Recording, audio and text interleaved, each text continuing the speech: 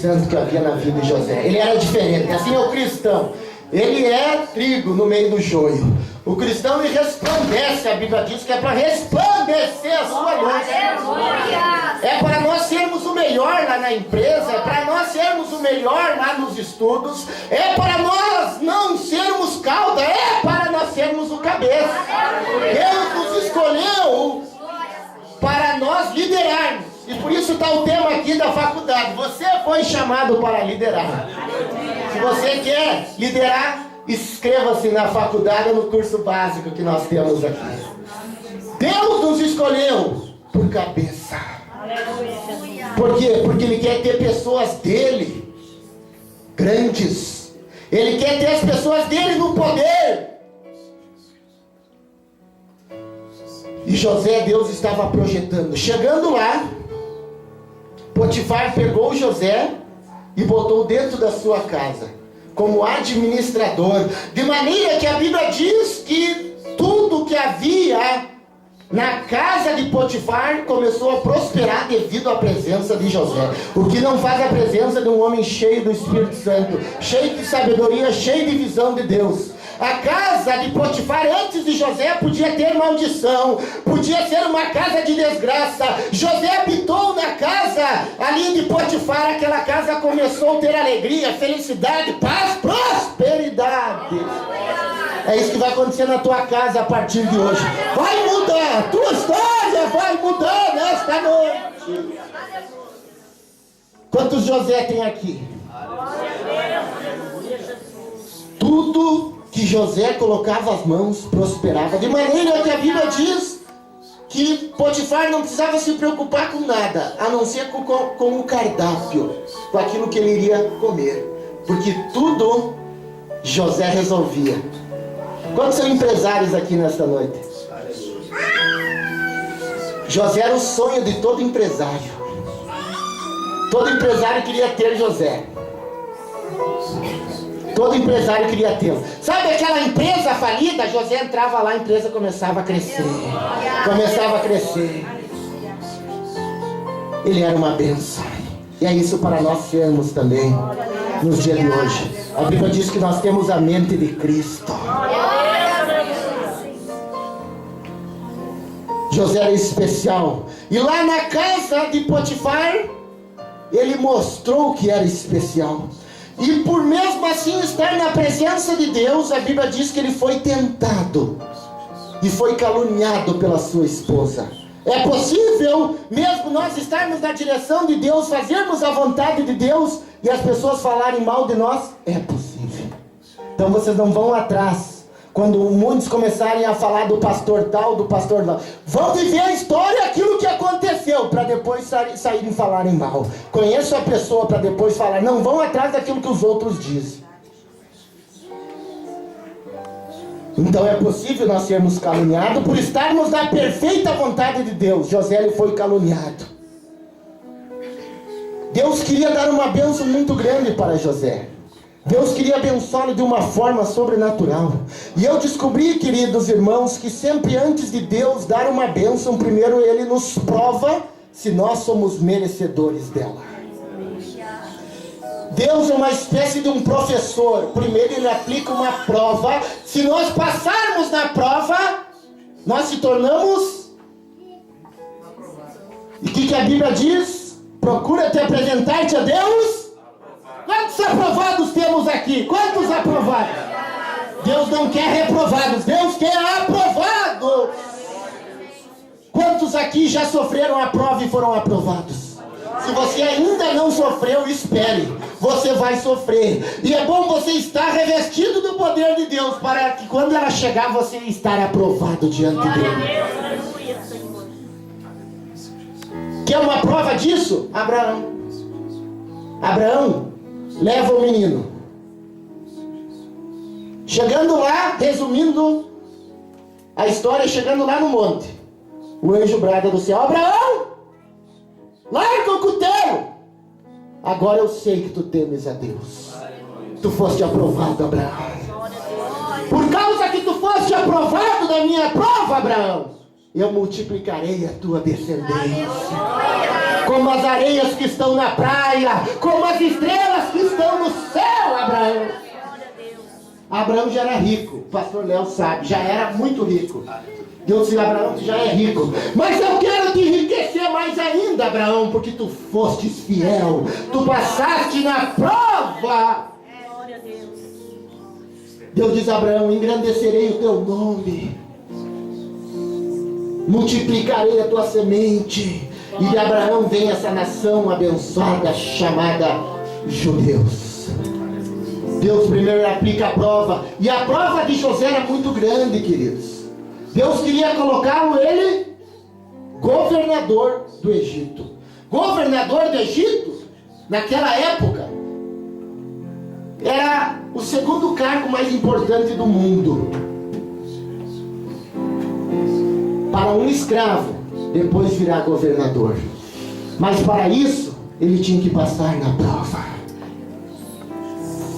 E eu estudei qual foi a prova de José. Foi vencer a tentação da imoralidade sexual. A esposa de Potifar, que era uma mulher bela, tentando ele dia após dia, e dia após dia ele tendo que dizer não, porque eu sou fiel ao meu Deus, e também não posso transgredir ao meu padrão. Por isso, queridos, José era fiel na vertical e também na horizontal. Não tem como você ser fiel a Deus e infiel ao teu irmão. Existe? Ah, eu sou fiel a Deus, mas eu vou lá na loja do Léo e compro e depois não pago mais. Será que você é fiel a Deus? José era fiel a Deus, mas também aos seus irmãos. José era fiel na vertical e também na horizontal. E você sabe quanto tempo José ficou na prova? Às vezes a prova demora, não é um dia, não é uma noite. Você sabe quanto tempo ele ficou sendo tentado por aquela mulher? Aquela mulher todos os dias naquela casa, tirando a roupa com gestos de sensualidade, convidando ele para deitar ali com ela. E ele, um jovem, se abstendo de todas as relações sexuais, podia dizer não, mas foi uma tentação. Ele dizia não. Sabe quanto tempo? 10 anos. Daí muitos dizem assim: eu quero ser que nem José. Será que você aguentaria? Será que você aguentaria 10 anos de prova? Primeiro, só desgraça na sua vida. Com 17 anos era escravo, odiado pelos seus irmãos, discriminado pelos seus irmãos, tentaram matá-lo, venderam como escravo. Depois que ele foi para a casa de Potifar, que Deus estava abençoando, a Bíblia diz que ele foi caluniado e é lançado no cárcere. Bom, saímos de Canaã, fomos para o Egito, do Egito para a casa de Potifar. Estão acompanhando? E agora da casa de Potifar para o cárcere. Ele tem que descer. Talvez ele estava achando que seria a hora dele crescer na vida. Não. Depois de resistir firmemente aquela mulher, instrumento de Satanás, por 10 anos. Quanto tempo você está na prova? Quanto tempo você está passando?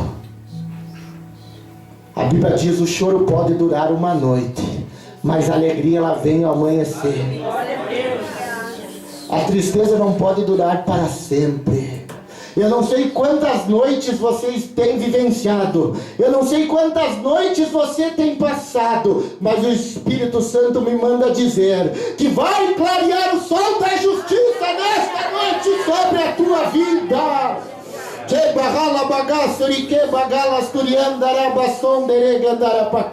Chega de noite, chega de treva, chega de tristeza, chega! Chegou a hora de Deus na tua vida.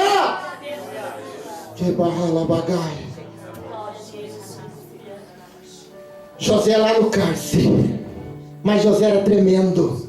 José era aquele crente que não desanimava. José não tinha ruim para ele. Podia desanimar lá no cárcere. Bom, estou sendo fiel todo esse tempo.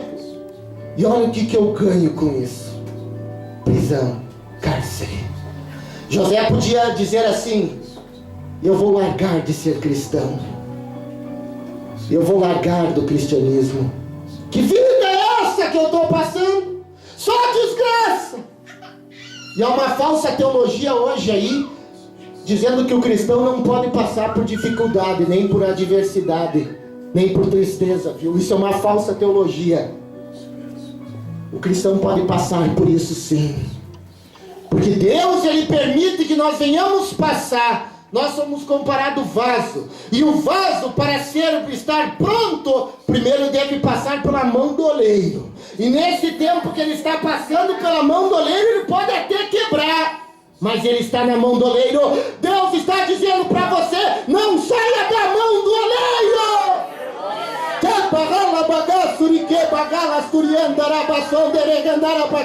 Enquanto você está na mão do oleiro, você está na mão de Deus. Não saia de lá. Não saia. Vai dando liberdade para o Espírito Santo. Aleluia. Sinta a presença do oleiro. O oleiro está aqui. O oleiro está aqui.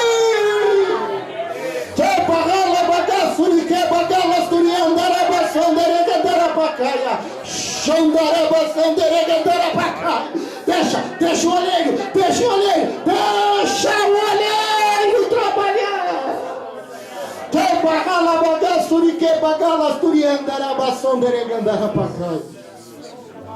E depois ele passar pela mão do oleiro, sabe o que ele tem que passar? Pelo fogo. E o fogo quer dizer provação. Aquilo que aqueles jovens passaram. E a Bíblia diz: quando passares pelo fogo, a chama não arderá em ti. A chama não arderá em ti. Essa é a promessa de Deus. Quantos recebem? Quantos recebem essa promessa? Aleluia. Era a prova de José. Era a prova. Lá no cárcere, esquecido por todos, mas não por ele.